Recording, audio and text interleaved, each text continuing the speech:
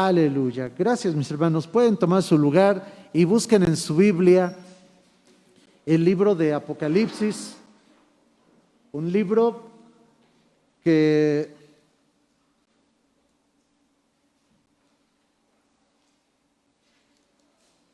es en sí una joya literaria. Pertenece al género de la literatura apocalíptica y es muy importante que lo conozcamos. El libro de Apocalipsis, en su capítulo 2, nos encontramos una serie de mensajes a las iglesias de todos los tiempos, y aunque hay diversas escuelas de interpretación, todas muy respetables, nosotros hoy no veremos ese aspecto de la vida, de la profecía, sino hay algo más que surge de este capítulo muy interesante. Cada iglesia tiene algo en particular que Dios le enfatiza y le dice que tiene que corregir. En el capítulo 2 de Apocalipsis, y solamente leemos los versículos 12 al 17, y escribe al ángel de la iglesia en Pérgamo, el que tiene la espada aguda de 2 filos, dice esto, está hablando de Jesús, que le da un mensaje a la iglesia de Pérgamo. Y le dice: yo conozco tus obras y yo sé dónde moras. Y le dice: tú moras donde está el trono de Satanás, pero retienes mi nombre y no has negado mi fe, ni aun en los días en que Antipas, mi testigo fiel, fue muerto entre vosotros, donde mora Satanás. Pero tengo unas pocas cosas contra ti. Fíjense cómo lo encomia a la iglesia, porque dice: retienes mi nombre, no has negado mi fe, ni aun en los peores momentos estás firme en la fe. Pero tengo unas pocas cosas contra ti que a las que hay que poner atención. Tienes ahí a los que retienen la doctrina de Balaam, que enseñaba a Balac a poner tropiezo ante los hijos de Israel, a comer de cosas sacrificadas a los ídolos y a cometer fornicación. Y también tienes a los que retienen la doctrina de los nicolaitas, la que yo aborrezco. Por tanto, este es el consejo: arrepiéntete, pues si no, vendré a ti pronto y pelearé contra ellos con la espada de mi boca. El que tiene oído, oiga lo que el Espíritu dice a las iglesias. Al que venciere daré a comer del maná escondido, y le daré una piedrecita blanca, y en la piedrecita escrito un nombre nuevo, el cual ninguno conoce sino aquel que lo recibe. Gracias, hermanos. Pueden sentarse los que están de pie. Les agradezco mucho. Y mis hermanos están en casa. Quiero enfatizar en pocas palabras lo que acabamos de leer. La iglesia en Pérgamo recibe de parte de nuestro Señor Jesús un mensaje muy claro, y le dice que mora donde está el trono de Satanás. Y luego le dice que aún morando en donde está el trono del diablo, ha guardado la fe y ha permanecido firme en Jesucristo. Aún en los peores momentos de la historia, aún en las peores crisis, ha estado firme la iglesia de Pérgamo en cuanto a la fe, en cuanto a su dependencia de Jesucristo. Pero le dice: tengo unas pocas cosas contra ti. Y eso es lo que hay que ponerle mucha atención. Retienes o tienes ahí en tus filas a los que retienen la doctrina de Balaam. ¿Cuál era la doctrina de Balaam? Bueno, enseñaba a Balac, a poner tropiezo ante los hijos de Israel y a comer cosas sacrificadas a los ídolos y a cometer fornicación. Y ahí estaba la doctrina de Balaam presente en una iglesia firme, en una iglesia con carácter cristiano, en una iglesia que cree en Jesucristo, que ama a Jesucristo y que aún en las peores circunstancias retiene la fe, pero tiene esa doctrina. También tienes a los que retienen la doctrina de los nicolaitas, la que yo aborrezco. Y entonces viene la orden, el consejo: arrepiéntete, porque si no, pues vas a perder tu salvación. Prácticamente es lo que le está diciendo: vendré pronto a ti, pelearé contra ellos con la espada de mi boca. Y el que tiene oídos para oír, oiga lo que el Espíritu dice a las iglesias. Ahora, la pregunta que me hice es esta: ¿quién es Balaam?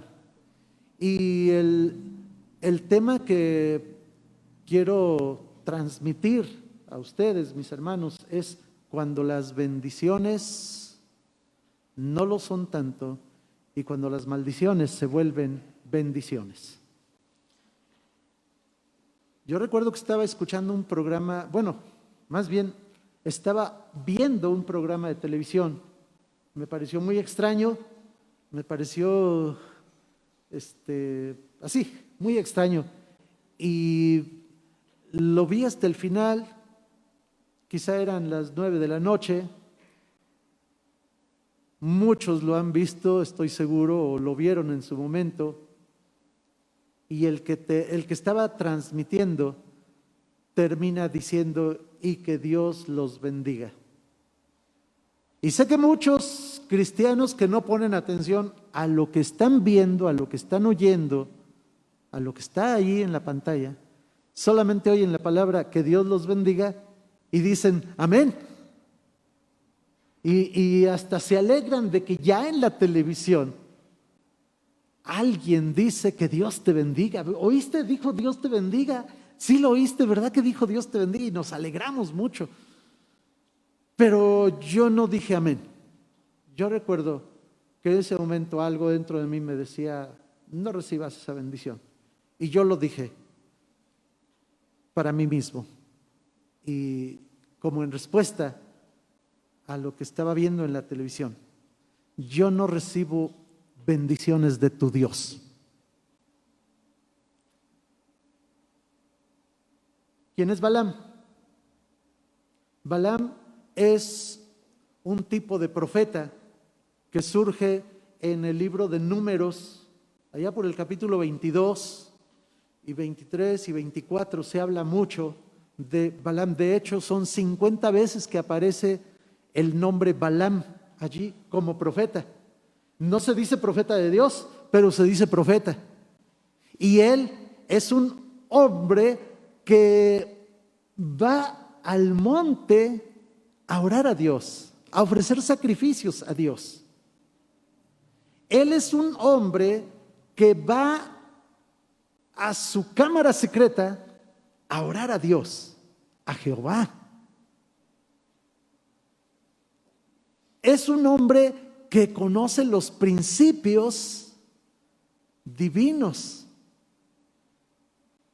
Y es muy apasionante esa historia, esa biografía. Pero creo que a más de uno lo ha dejado con el ojo cuadrado, porque se sigue haciendo la pregunta: ¿pero qué tipo de profeta? ¿O de dónde salió? ¿O por qué es profeta? ¿No es judío? Es decir, hay muchas preguntas que no se pueden contestar en una sola sesión. Y entonces, por lo tanto, se ven ahí muchos misterios y se da pie para muchas otras cosas. Yo quiero decir que hay que acordarnos que estamos viviendo como 3,500 años antes de Cristo. no estamos viviendo en la época de Balaam, no estamos viviendo en nuestros días. Por lo tanto, tenemos que ubicarnos en el tiempo. Son más o menos 3.500 años de diferencia. Había otras costumbres, había otros medios de comunicación, había otras formas de vida, había otro conocimiento. Entonces, no era lo mismo, no podemos calificar a un evento histórico con las herramientas que tenemos en el siglo XXI. Entonces tendríamos que ubicarnos, tendríamos que ir a la historia, tendríamos que investigar en libros que hablan de costumbres de aquel entonces, tendríamos que hacer muchas investigaciones para tener un concepto mucho más claro. Y yo quiero decirles que la palabra Jehová en realidad en ese momento todavía no se usaba. En segundo lugar, quiero decir que la palabra Baal, que sí se usaba, era una palabra muy común. Es como hoy decir Dios. Todo el mundo dice Dios. Aún los que no creen dicen gracias a Dios que yo no creo en Dios. Todo el mundo usa la palabra Dios, es muy común. Nosotros como hijos de Dios, salvados y lavados por la sangre de Jesús, tenemos un solo Dios y sabemos a quién nos referimos cuando decimos Dios. Aleluya. Pero cualquier persona en realidad dice creer en Dios y no vamos a objetar, creen en Dios. La palabra Dios es muy común y en aquel entonces la palabra Baal era muy común. La palabra Baal simplemente significa Señor. ¿Qué significa? Señor. Entonces, en aquel entonces decían Baal, por decir algo, Baal peor, que está aquí en Números capítulo 22. Baal peor. Lo que estaban diciendo era el Señor de Peor. Peor era un lugar, un monte, un cerrito. Entonces, así como hoy se puede identificar a un Señor, a un Dios de cierto lugar. Es muy común. Pero la palabra Baal era muy común. Decían, es el Señor de Mesopotamia, es el Señor de Egipto, es el Señor de Canaán, es el Señor de las moscas, Baal Zebub. Eso quiere decir el Señor de las moscas. Y de ahí viene Belzebú, que lo encontramos en Corintios. En otras palabras, la palabra Baal era muy común y se referían a el Señor. Pero igual que hoy, cada quien puede tener su propio Dios. En aquel entonces cada quien, cada nación, cada pueblo, cada lugar tenía su propio Señor. Por lo tanto, no es tan difícil ir entendiendo estos pasajes. En tercer lugar, el sacerdote, profeta, siervo de Dios o de Baal, había muchos.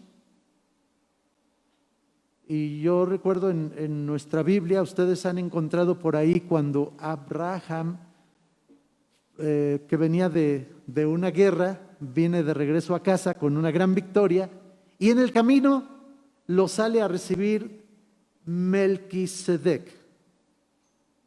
Y Melquisedec era sacerdote del Dios Altísimo. Y Abraham le dio a él los diezmos de todo lo que había conseguido en la batalla. ¿Han leído ese pasaje? Ahí está un sacerdote que también muchos se preguntan ¿y de dónde salió? ¿Y quién era? ¿Y por qué no está entre los judíos? No, pues era un sacerdote que conocía a Dios, obviamente. Hebreos habla de él, incluso le da mucha importancia. Melquisedec, rey de Salem, rey de paz, sacerdote del Dios Altísimo. Sacerdote le dice a Jesús, tú eres sacerdote para siempre según el orden de Melquisedec. Establece una comparación, un contraste entre Melquisedec y Aarón, dos sacerdocios muy diferentes. No hay mayor misterio, pero nos encontramos a otro, en Madián precisamente nos encontramos a otro sacerdote. ¿Se acuerdan de Jetro? ¿Han leído de Jetro? Era otro sacerdote. Moisés huyó de Egipto porque descubrieron que había asesinado a un egipcio y entonces tuvo que huir, hacerse fugitivo, y llegó precisamente a Madián, a la tienda o a la casa de un sacerdote que se llamaba Jetro. Y ese sacerdote, la Biblia no dice que fuera un sacerdote pagano, no dice que fuera un sacerdote del Dios Altísimo, pero era un sacerdote, es decir, ejercía un ministerio. Entonces eso me lleva a finalmente, dentro de esta presentación, hablar de que no es tan complicado estos asuntos si nos ubicamos en aquella época. Y resulta que había mucha gente que creía en Dios y había mucha gente que servía a Dios en muchas partes de la tierra. El pueblo judío fue elegido de entre las naciones para ser el pueblo de Dios. Pero hubo hombres que traían desde sus antepasados una buena enseñanza acerca del Dios Altísimo y quizá en su precario conocimiento tenían clara la visión de un Dios, un Señor, que era diferente a todos los demás Baales de toda la tierra. Era el único, el Altísimo, el que no tenía nombre. Tenían un conocimiento muy precario, pero al mismo tiempo muy claro.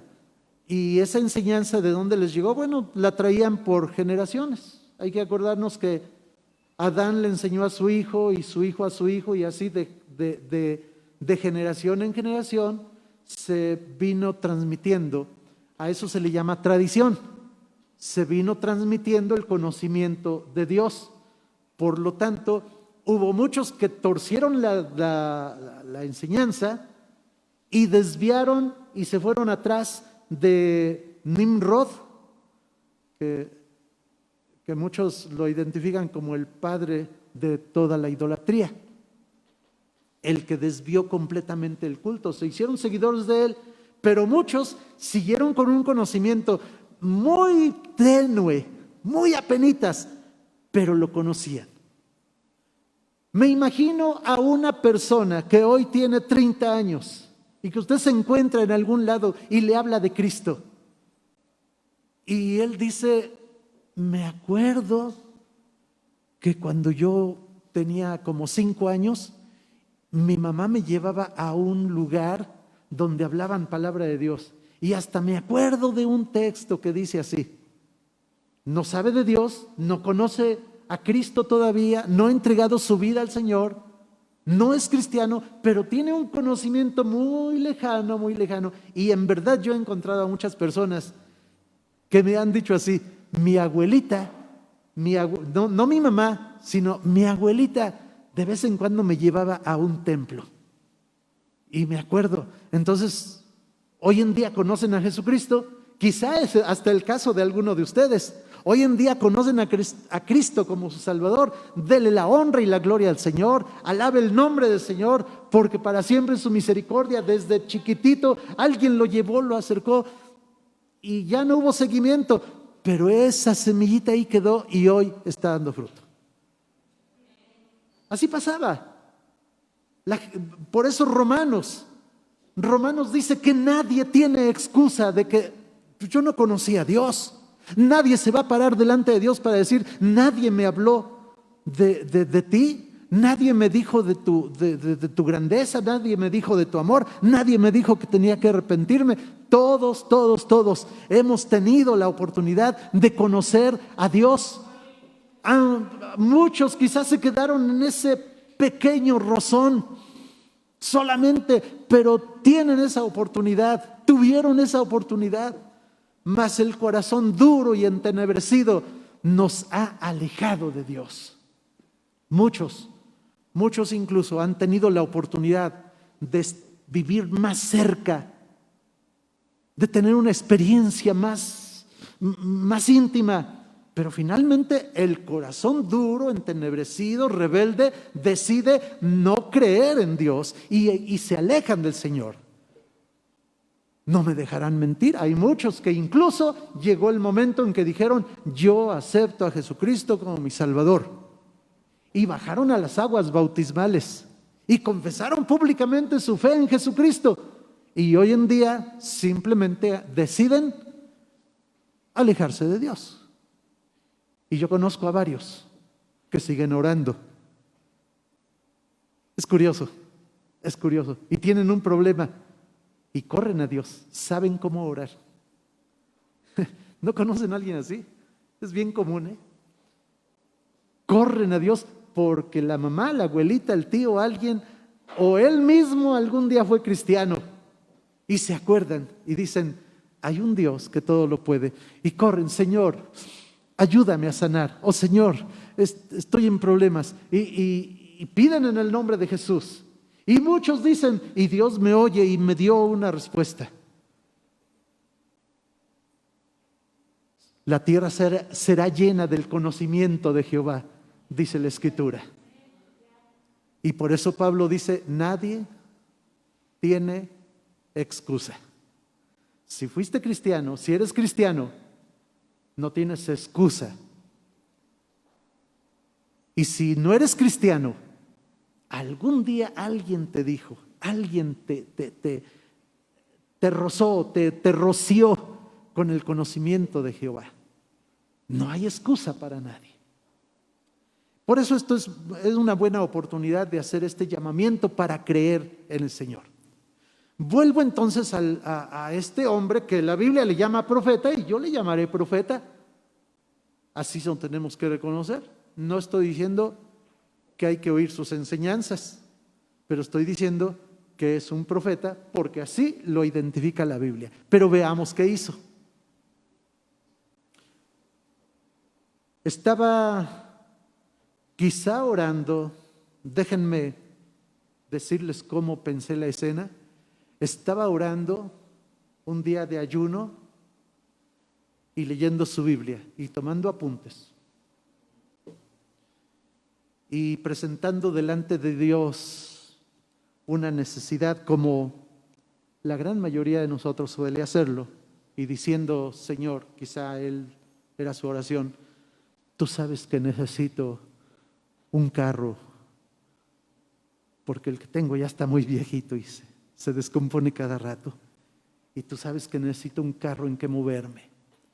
Tú sabes, Señor, que mis llantas ya no sirven. Ayer me acaban de decir que una llanta ya está chueca y ya no la puedo usar. Señor, tú sabes que ya se me rompieron 2 birlos. Son necesidades reales. Señor, tú sabes que la última semana solamente vendí 200 pesos. Señor, tú sabes que nadie vive con 200 pesos a la semana. Provee, Señor, dame respuesta. Tú eres el dueño del oro y de la plata, ¿o no? A ese Dios estoy orando, al que es dueño del oro y de la plata.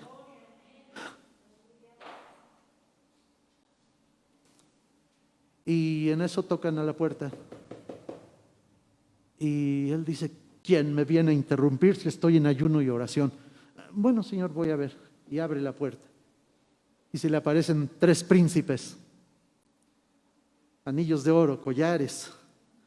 Un gran carruaje atrás de ellos con guaruras y toda la cosa, ¿no? Y la chequera por delante. Mario. Perdón. No. Roberto. No, tampoco era Roberto. Quería yo omitir nombres, pero... Jeremías. Ay, no, Señor. No. Nombres no. Miguel. Híjoles. Bueno, omitimos el nombre. Vengo de parte del rey de allí de Madián. Se llama... sí, claro, sí, se llama casi igual que yo. Se llama Balac. Bueno. Dice que, mira, trae la firma, el cheque trae la firma. Dice que tú le pongas el número. Y él dice inmediatamente: ¡guau! lo que yo estoy orando. Señor, se acabaron mis problemas, gloria, gloria, aleluya. Y hasta danzó un poquito porque decía, Dios me acaba de responder. ¡Hey! Dios es bueno, Dios responde, Dios está vivo, Dios no está muerto. Miren, me acaba de responder. Yo le pongo el número que quiera, porque Dios, yo le acabo de poner todas mis cargas, mis peticiones, mis necesidades, y Él me acaba de responder, aleluya. Vaya que si resulta el ayuno y la oración, hombre, si ayunara yo 3 días, sería más. Y empieza a poner, luego a manejar esas cifras, ¿no? Y ya le va a poner el número al cheque firmado por el rey, le va a poner el número que él considera. No sé ustedes en qué están pensando aquí, pero yo le pondría quizá como un hito y 6 ceros. Ya con eso yo me conformo. No sé ustedes, a lo mejor son más ambiciosos y le ponen un 2 y 10 ceros, no sé. O quizá alguien muy humilde dice, no, yo nada más le pondría un 5 y 4 ceros. Bueno, es bien humilde el hermanito, ¿verdad? Pero ya le iba a poner el número y aquel príncipe le dice, pero espérate, Balaam, hay un requisito. Bueno, pues a ver cuál es el requisito. Necesito que vayas a tal lugar y mandes una maldición contra los hijos de Dios. Dice, caray, oigan, que yo haga algo está bien, pero maldecir como que no, yo soy profeta, yo conozco a Jehová, ¿cómo voy a maldecir? No, definitivamente no. Llévense su cheque, no. Y se van los príncipes con su cheque. Y él dice, no, Señor, ¿cómo voy a hacer? ¿Pero por qué me mandas esa prueba? Señor, pero yo estoy bien convencido de que no es tu voluntad que yo trabaje, que yo te sirva por dinero. Pero Señor, tú sabes que era tu respuesta, ¿verdad? Ay, Señor, se me hace que estoy rechazando la respuesta de Dios. Ay, Dios mío, pues si es tu voluntad, vuélvemelos a mandar. Y al otro día ahí están otra vez la comisión, y vienen los príncipes y le dicen, ayer vi que le ibas a poner un honito con 7 ceros. Pues la verdad sí. Mira, dice el rey que le pongas un 5 y 7 ceros si quieres. ¿De veras? Sí. El rey dice que le pongas el número que quieras. Porque todos conocen tu testimonio, eres una persona íntegra, honesta, sirves a Dios, tienes buen testimonio, no te andas peleando, no eres deshonesto. De veras, el rey tiene mucho respeto por ti, así es que ponle el número que quieras. El rey dice eso. El requisito sigue siendo el mismo. Y entonces Balaam dice, ay Señor, tanta prueba no puede ser. Bueno, miren, quédense a dormir en mi casa, déjenme ¿qué? Orar. Voy a comprobar la voluntad de Dios, porque siempre hay que comprobar la voluntad de Dios. Y entra a su cámara secreta y recibe respuesta de Dios. ¿Qué le dijo Dios? Ve. Bueno, finalmente le dijo, ve. Ve con ellos, pero vas a hacer lo que yo te diga. Y Balaam va con ellos. Bueno, la historia dice que él se fue en su burrita y su burrita vio un ángel y el ángel tenía la espada aquí y el ángel lo reprendió y bueno, finalmente él fue y se reúne con el rey y el rey le dice, pues ya te pagué tus servicios por adelantado, ahora hazme un buen trabajo. Y se suben a una montaña y desde allá ven el campamento de Israel. Ahora maldícelo. Y empieza a maldecir. Después de hacer un holocausto y sacrificios, empieza. Bueno, de parte de Jehová yo tengo una palabra, pero también de parte del rey. Reciban bendición y que Dios los lleve de grandeza en grandeza y caigan sus enemigos delante de ustedes. Y el rey dice, cállate. Te dije maldición, no bendición. Yo los quería maldecir, pero alguien puso palabras en mi boca. No era lo que yo quería hacer. De veras, te lo juro, rey. Yo quería maldecir, pero pues esas palabras salieron. ¿Yo qué hago? No, eso ya no está en mi control. Cuando Dios quiere que las piedras hablen, las piedras hablarán. Aleluya. Y cuando Dios quiere que un satanista predique a Jesucristo, lo hará. Lo hará porque es el Espíritu Santo. Aleluya. Y ese hombre desviado y deshonesto delante de Dios se sube a otra y a otra y a otra montaña, y desde esos picachos ve al pueblo y trata de maldecir una y otra vez, pero solo salen de sus labios palabras proféticas en favor del pueblo de Israel y ¿cómo se dice? Profetizando sobre el Mesías que ha de venir y cosas bien interesantes. Y el rey le dice: no, yo no te pagué para esto, pero ya te pagué, ya te di mi dinero, ¿ahora qué hacemos? Esto es lo que me sorprende. En Números capítulo 25 nos encontramos algo bien tremendo, y en otros pasajes de la Escritura, me parece que es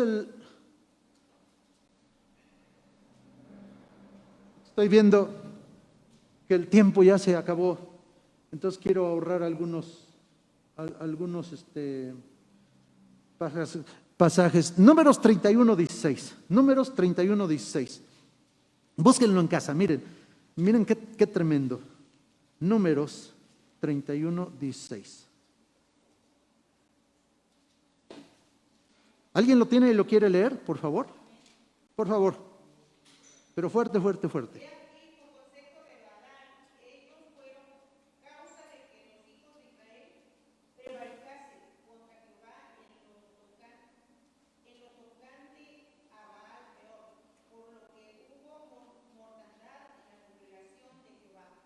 Gracias.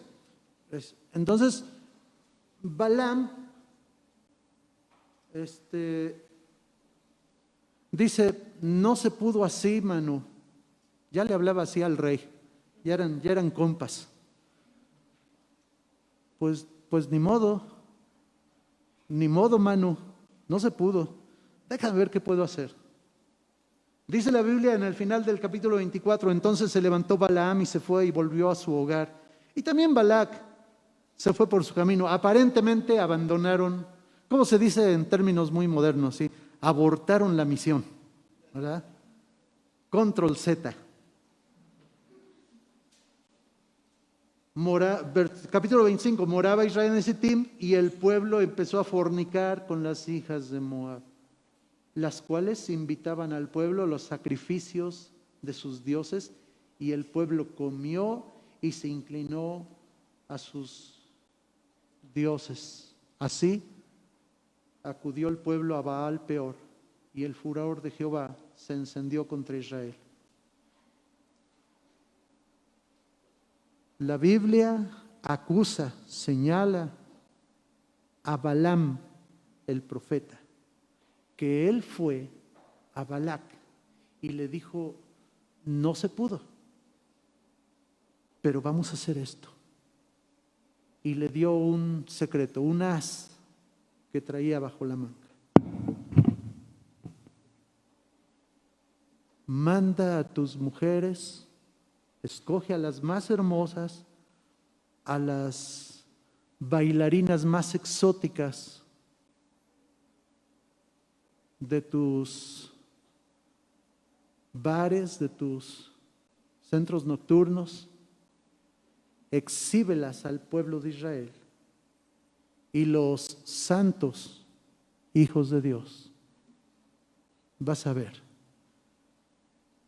ellos van a venir así, mira, atrás de las mujeres, atrás de las figuras que tú les vas a poner ahí, y van a llegar al mismísimo infierno, porque no les va a importar nada. El cerebro se apaga. El cerebro se apaga cuando una droga toca el cuerpo y se adueña de un pensamiento. El cerebro se apaga. y se vuelven animales que solamente van a ir atrás de su instinto. Y así llegaron a los peores centros de idolatría. Ídolos horribles, grotescos, con fuego que los sacerdotes paganos metían, leña, carbón, todo tipo de combustible, y el fuego estaba continuo. El Baal, uno de los Baales tenía sus manos así, y con mucho cuidado la gente llegaba y a sus niños más pequeños los ponía ahí para que se asaran. Eso es terrible, pero lo hacían. ¿Por qué lo hacían? Porque ya no tenían capacidad de pensar, ya no tenían capacidad de razonar, ya no podían distinguir entre lo bueno y lo malo. Cuando esa enajenación inunda el alma, la corroe, la pudre, la destruye, se acaba el razonamiento. Y los israelitas comenzaron a participar en esos ritos. Para entrar a esos shows en donde iban a ver actos sexuales, había que pagar un precio. Y el precio era echar a los niños al fuego, sacrificarlos a Moloc, a Astarte, a Baal peor, y a todos esos ídolos horribles. Ya no les importaba. Y Dios dijo: les he soportado rebelión, les he soportado groserías, les he soportado que hablen en mi contra, que blasfemen, pero hoy creo que están llegando al punto más álgido de una apostasía. Y aquel día, Números 25:9, dice que murieron 24,000 gentes, porque Dios no podía soportar eso. Primera de Corintios 10:8 dice que murieron 23,000. Hay una discrepancia de 1,000.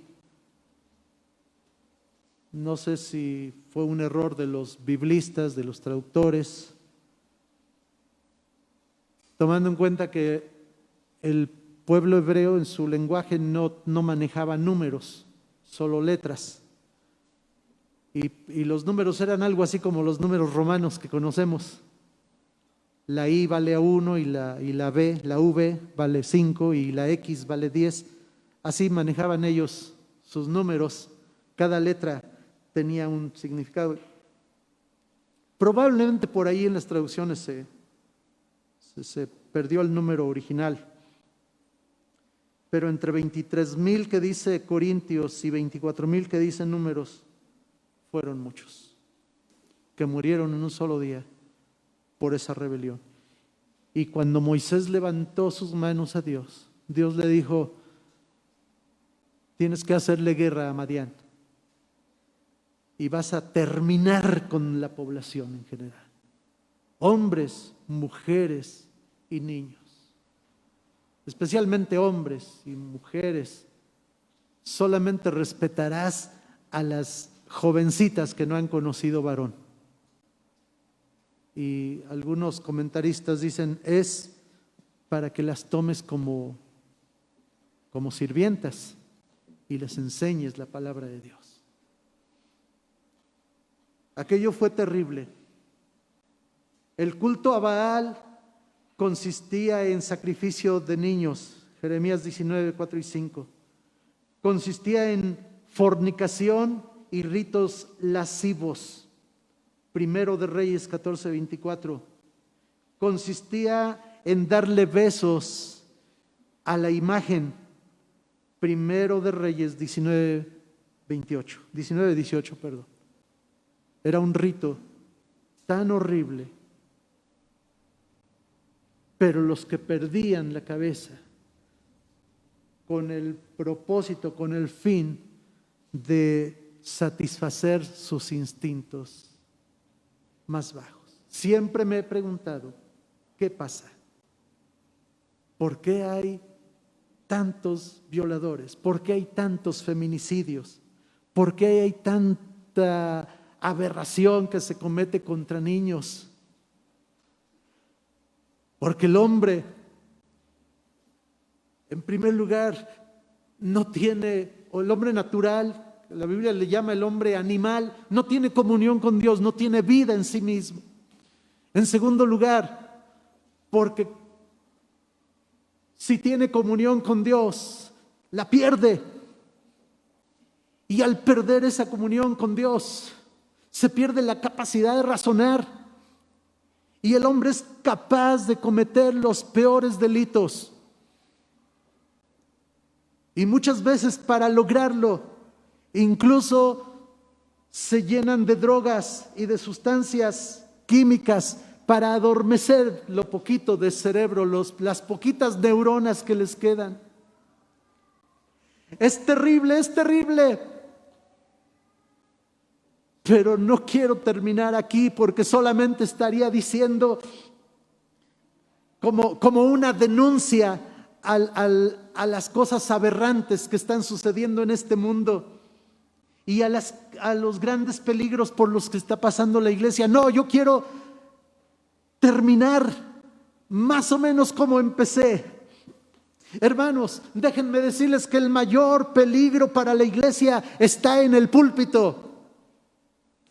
El púlpito se ha convertido en muchos casos en el mayor instrumento de asesinato en la misma iglesia.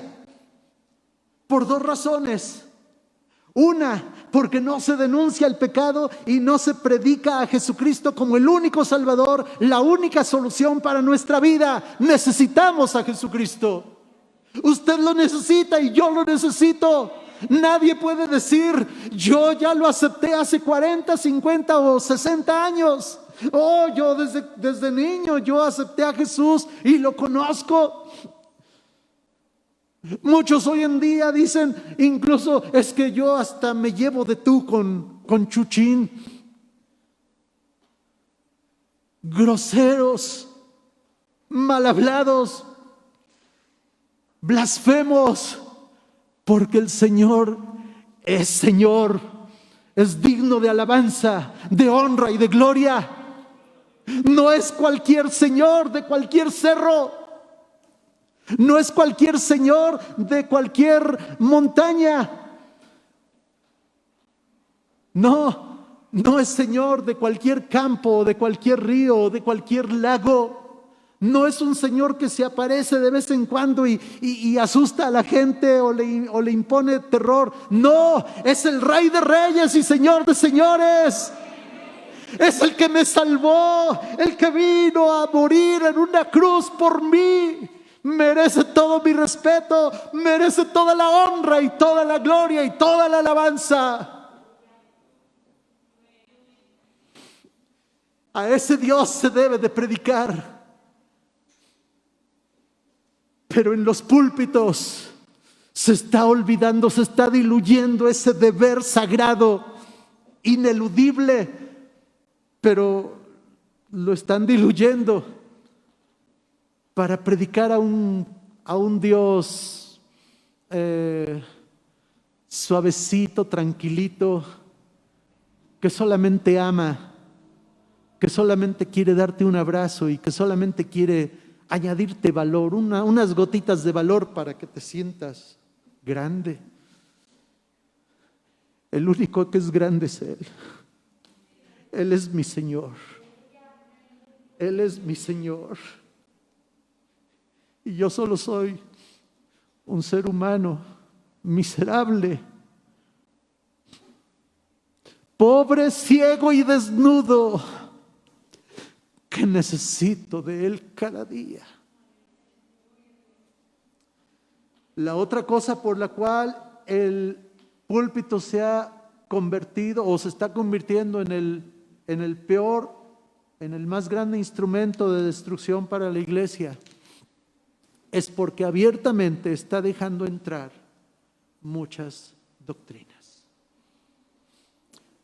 Desde doctrinas teológicas, como decir que no te preocupes, ya aceptaste a Cristo como tu Salvador, tú ya no te pierdes, ya eres salvo para siempre. La Biblia dice, cuida tu salvación, cuida tu salvación. La Biblia enseña que esa salvación se puede perder. ¿Cómo escaparemos nosotros si tenemos en poco una salvación tan grande? Hasta mentiras aberrantes basadas en filosofías humanas de hueca sutileza.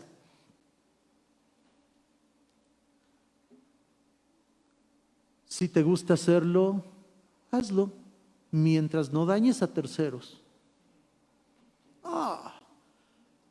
Lo que para ti es malo, para mí es bueno. Esto es relativo. ¿Cómo le llaman? La relatividad, ¿no? El relativismo moral.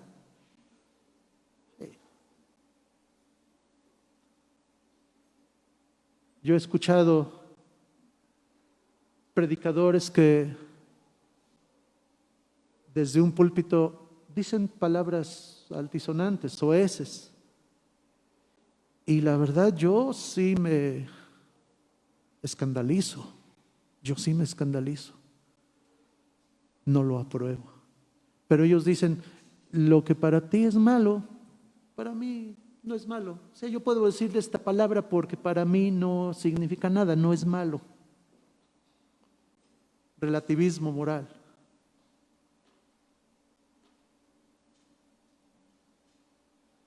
Y se está enseñando cosas que rayan en lo que hizo Balaam.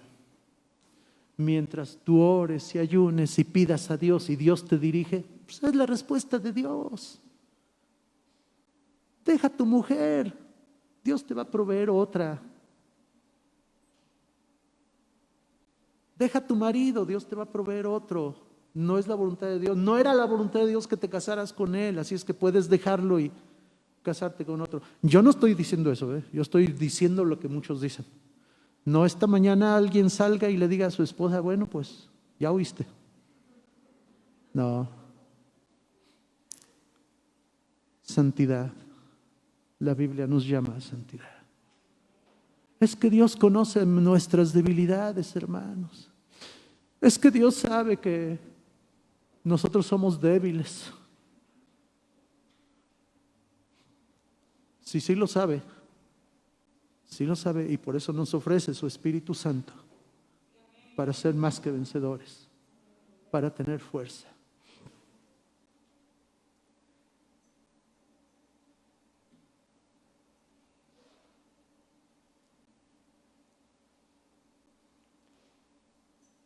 Dios no puede ser concebido de manera personal, porque es muy cómodo hacerlo a mis pensamientos.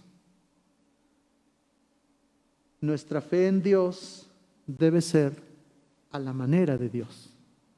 No basta con decir, creo en Dios. Y no basta con decir, tuve una experiencia con Dios. Tenemos que buscar siempre cuál es la manera de Dios. En todo, para todo. Cierren sus ojos. También en casa oremos. Mientras hay una música de fondo. Aleluya. No dejemos entrar en nuestra vida esas filosofías que en el mundo se están predicando. Filosofías antes eran humanas de hueca sutileza, hoy son filosofías de demonios, doctrinas de demonios. Ahí están rodando por el mundo. No les haga caso. Pero lo peor de todo es que en la iglesia debemos tener cuidado. Señor, yo soy un profeta y tengo pánico de que por mis labios surja la doctrina de Balaam o de los nicolaitas. Tengo pánico de no ser cuidadoso en el púlpito. Señor,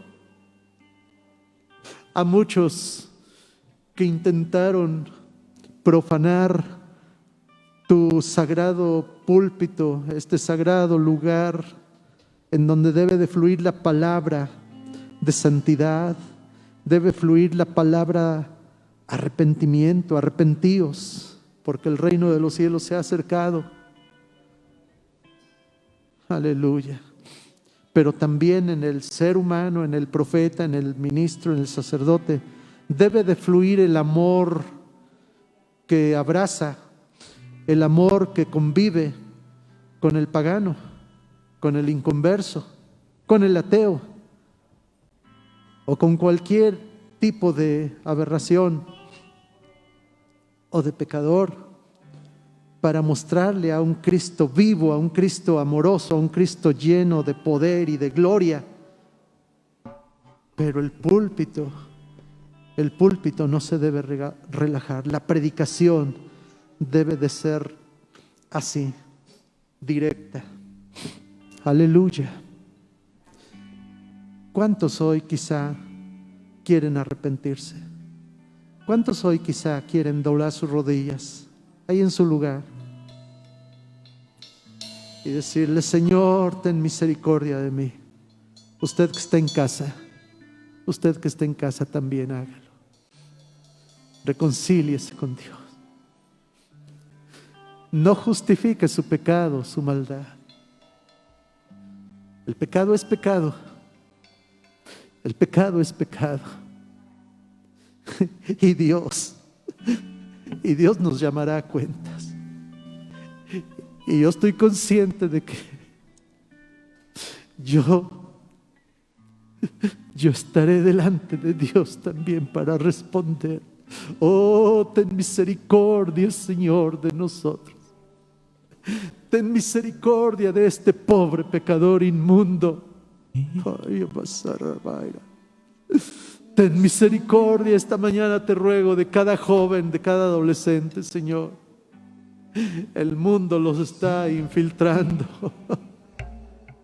El mundo los está saturando de filosofías huecas y perversas.